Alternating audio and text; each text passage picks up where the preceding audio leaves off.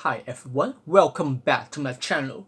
This time is another video for you learning English by story reading. I'm gonna read the book is Animal Farm. It is a political satire story written by George Orwell. I always put this book on my desk. I really love it. I hope you enjoy it as well. So let's get started. Chapter 1 Animal Farm. Mr. Jones of the Manor Farm had lodged the hen house for the night, but was too drunk to remember to shut the potholes. With the ring of light from his lantern dancing from side to side, he lurched across the yard, kicked off his boots at the back door, drew himself a last glass of beer from the barrel in the scullery, and made his way up to bed, where Mrs. Jones was already snoring. As soon as the lights in the bedroom went out, there was stirring and fluttering all through the farm buildings. Word had gone round during the day that old maid, the player's middle white ball, had had a strange dream on the previous night, and wished to communicate to the other animals. It had been agreed that they should all meet in the big barn as soon as Mr. Jones was safely out of the way. Old Madge, so he was always called, though the name under which he had been exhibited was Willingdon Built, was so highly regarded on the farm that everyone was quite ready to lose an hour's sleep in order to hear what he had to say. At one end of the big barn, on a sort of raised platform, Major was already ensconced on his bed of straw, under a lantern which hung from a beam. He was 12 years old, and had lately grown rather stout, but he was still a majestic-looking pig, with a wise and benevolent appearance, in spite of the fact that his touches had never been cut. Before long, the other animals began to arrive and made themselves comfortable after their different fashions.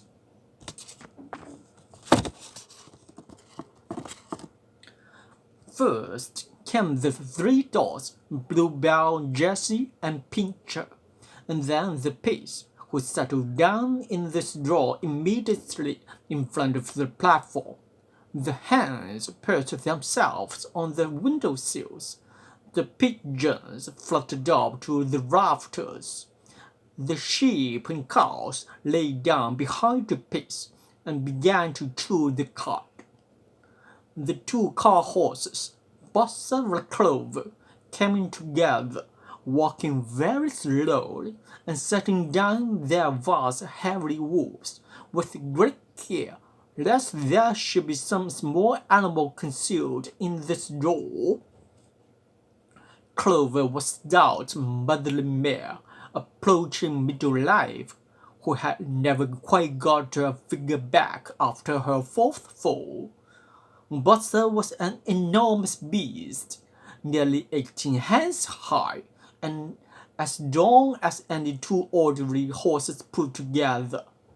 A wide stride down his nose gave him a somewhat stupid appearance, and in fact, he was not a first-rate intelligence, but he was universally respected for his steadiness of character and tremendous powers of work.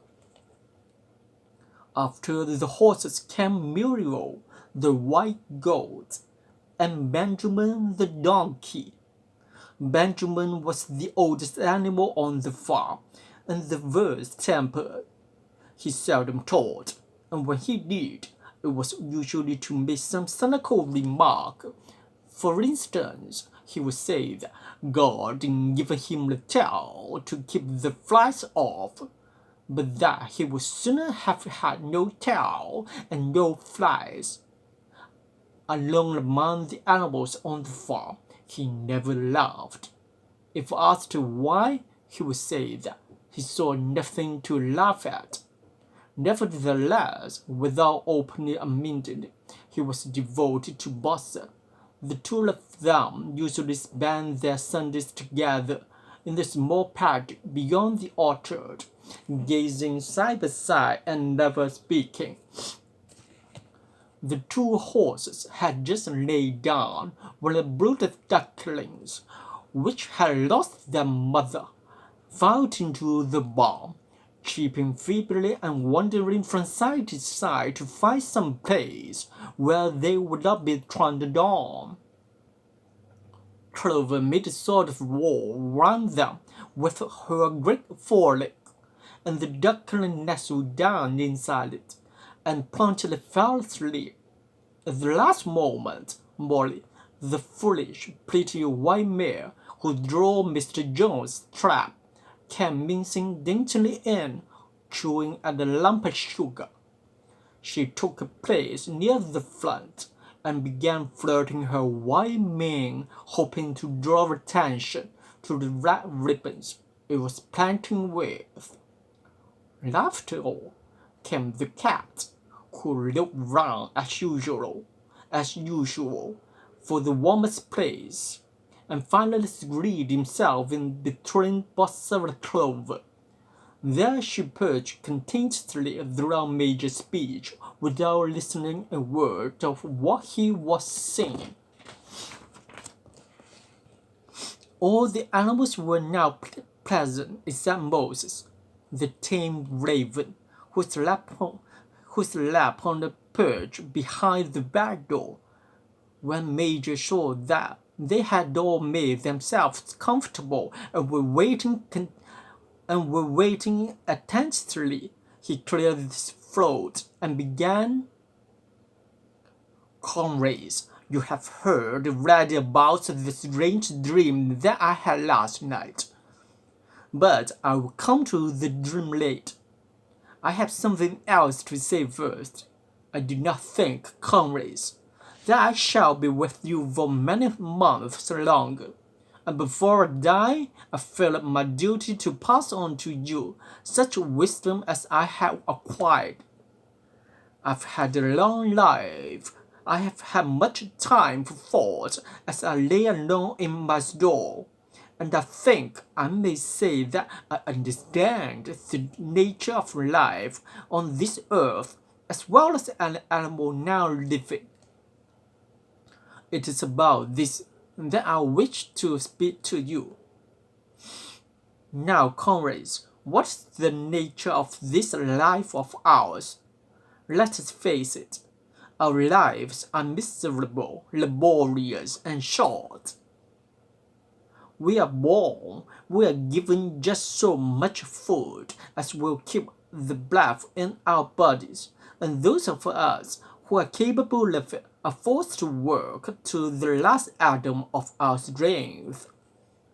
And the very instant that our usefulness has come to an end, we are slaughtered with hideous cruelty.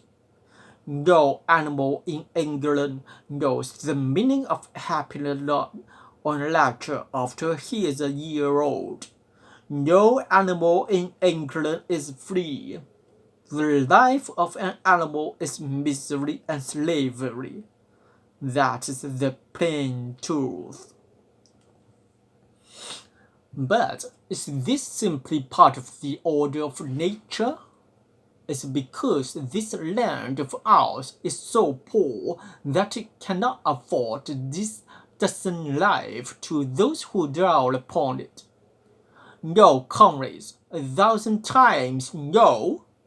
The soil of England is fertile, its climate is good, is capable of affording food in abundance to an enormous greater number of animals than now inhabit it. This single farm of ours would support the dozen horses, 20 cows, hundreds of sheep, and all of them living in a comfort and a dignity that are now almost beyond our imagining.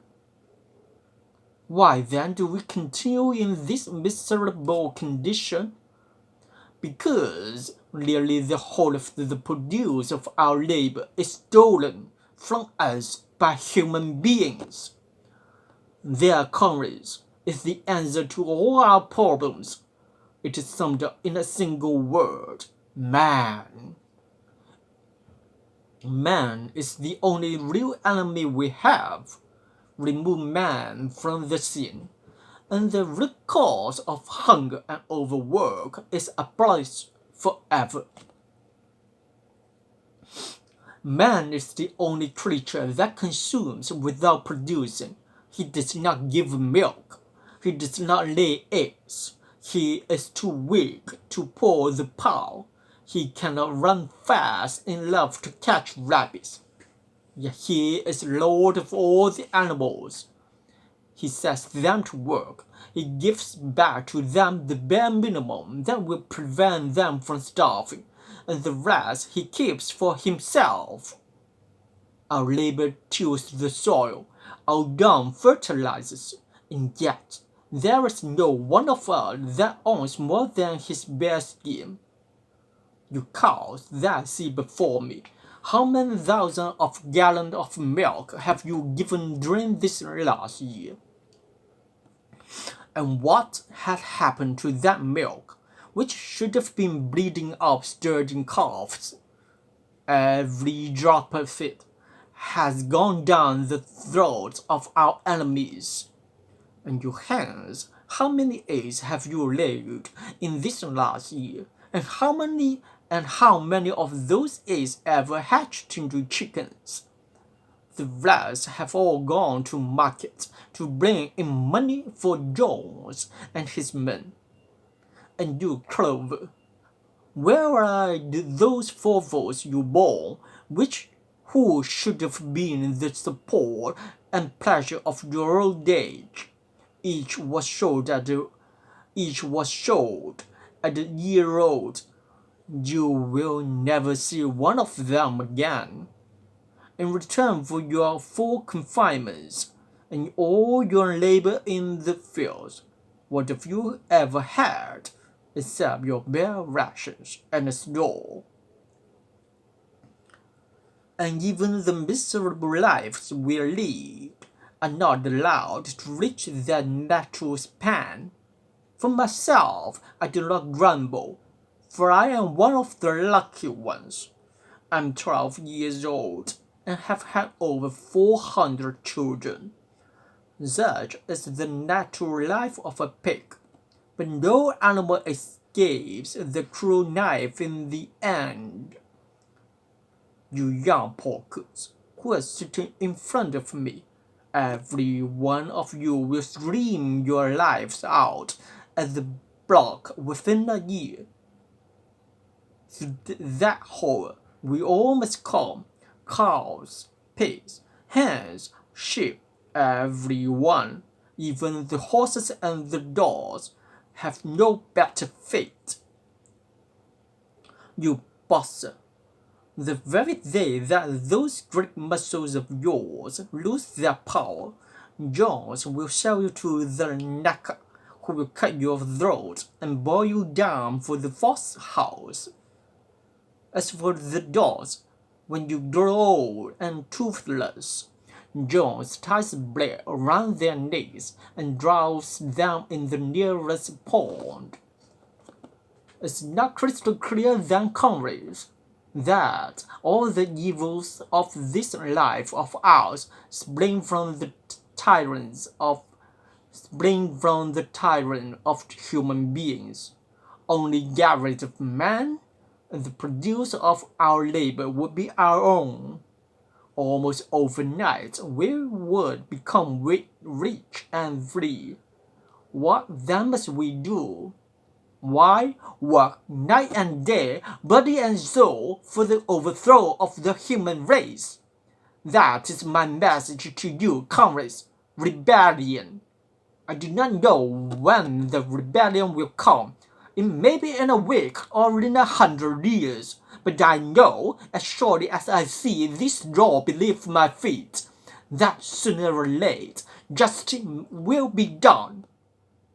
Fix your eyes on that, comrades, throughout the short remainder of your lives, and above all, pass on this message of mine to those who come after you, so that future generations shall carry on the struggle until it is victorious. And remember, comrades, your resolution must never falter. No argument must lead you astray. Never listen when they tell you that man and the animals have a common interest, that the prosperity of the one is the prosperity of the others. It is all lies. Man serves the interests of no creature except himself. And among us animals, let there be perfect unity, perfect courage in the struggle. All men are enemies, all animals are comrades. At this moment, there was tremendous applause while Major was speaking. 4 large rats had racked out of their holes and were sitting on their high quarters, listening to him. The dogs had suddenly caught sight of them, and it was only by swift dash for their holes that the rats saved their lives. Major raised his trotter for silence. Comrades, he said, here is a point that must be settled. The wild creatures, such as rats and rabbits, are they our friends or our enemies? Let us put it to the vote. I propose this question to the meeting. Are rats comrades? The vote was taken at once, and it was agreed by an overwhelming majority that rats were comrades. There were only 4 dissensions: the 3 dogs and the cat, who was afterwards discovered to have voted on both sides. Major continued, I have little more to say.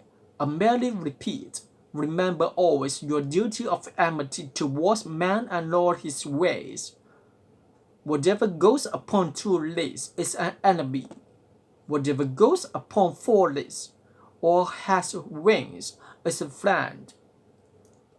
And remember also that in fighting against man, we must not come to resemble him. Even when you have conquered him, do not adopt his vices. No animal must ever live in a house, or sleep in a bed, or wear clothes, or drink alcohol, or smoke tobacco, or touch money, or engage in trade. All the habits of man are evil, and above all, no animal must ever tyrannize over its own kind, weak or strong, clever or simple. We are all brothers.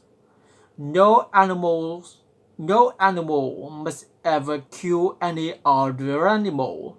All animals are equal. And now, comrades, I will tell you about my dream of last night. I cannot describe that dream to you. It was a dream of the earth as it will be when man have vanished. But it reminded me of something that I had long forgot. Many years ago, when I was a little pig, my mother and the other souls used to sing an old song of which they knew only the tune and the first 3 words. I had known that tune in my infancy, but it had long since passed out of my mind. Last night, however, it came back to me in my dream. And what is more, the words of the song also came back, words, I am certain, which were sung by the animals of long ago and have been lost to memory for generations. I will sing you that song now, comrades. I am old, and my voice is hoarse. But when I have taught you the tune, you can sing it better for yourselves. It is called Beasts of England. Old Major cleared his throat and began to sing. As he had said, his voice was hoarse, and he sung well enough, and was a stirring tune, something between Clementine and La Cucaracha. The words ran: Beasts of England, beasts of Ireland, beasts of every landed clime, hearken to my joyful tidings of the golden future time. Sooner or later the day is coming, tired man shall be overthrown, and the fruitful fields of England shall be trod by beasts alone. Reins shall vanish from our noses, and the harness from our back. Bit and spur shall rest forever. Cruel whips no more shall crack. Riches more than mine can picture, wheat and barley, oats and hay, clover, beans, and mago wurzels shall be ours upon that day. Bright will shine the fields of England, pure shall its waters be, sweeter yet shall blow its breezes on the day that sets us free. For that day we all must labor, though we die before it break. Cows and horses, geese and turkeys, all must toil for freedom's sake. Beasts of England, beasts of Ireland, beasts of every landed clime, hearken well and spread my tidings of the golden future time. The singing of this song threw the animals into the wildest excitement. Almost before Major had reached the end, they had begun singing it for themselves. Even the stupidest of them had already picked up the tune and the feel of the words. And as for the clever ones, such as the pigs and dogs, they had the entire song by heart within a few minutes, and then after a few preliminary tries, the whole farm burst out into Beasts of England in tremendous unison. The cows lowed, the dogs whined, the sheep bleated, the horses whinnied, the dogs quacked. They were so delighted with the song that they sang it right through 5 times in succession, and may have continued singing it all night if they had not been interrupted. Unfortunately, the applause awoke Mr. Jones, who sprang out of bed, making sure that there was a force in the yard. He seized the gun, which always stood in a corner of his bedroom, and let fly a charge of number 6 shots into the darkness. The pellets buried themselves in the wall of the barn, and the meeting broke out hurriedly. Everyone fled to his own sleeping place. The birds jumped onto their perches. The animals sat down in the straw, and the whole farm was asleep in a moment.